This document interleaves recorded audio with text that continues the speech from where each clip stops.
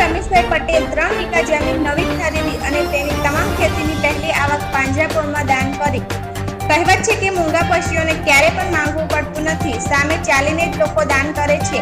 ચાણસ્માના પટેલ રમેશભાઈ રાજારામ અને તેમના ધર્મપત્ની 3 વીઘા જમીન નવી લીધી હતી અને એક વિચાર આવ્યો, મારી આ 3 વીઘા જમીનમાં ઝાડની ખેતી કરું અને ત્યારબાદ એમને ઝાડની ખેતી કરી અને પછી એમના મિત્ર બિપિનભાઈ પટેલ પાસે બેઠક હોવાથી એમને કહ્યું કે તમે પહેલીવાર ખેતી કરી છે અને તેમાં પણ ઝાડ વાવી છે, તો તમે તમામ ઝાડને ચાણસ્મા મહાજનમાં દાન કરી દો।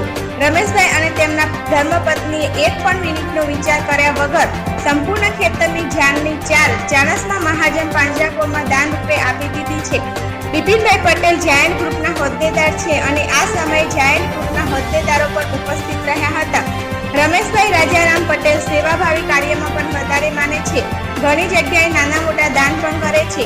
ભવિષ્યમાં ચાણસ્મા પાંજરાપોળને મોટા દાનની જરૂર પડે અને એમના તરફથી મળે એવી આશા રાખીએ છીએ। કોઈ પણ પાંજરાપોળ દાતાઓના દાનથી જ ચાલે છે।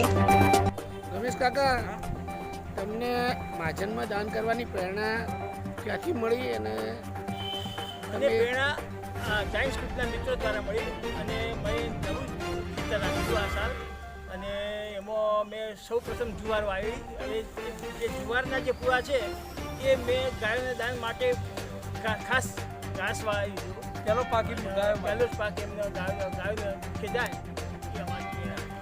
અંદાજિત આ કેટલા રૂપિયાના પૂળા થશે? અંદાજિત 40 થી 50 અને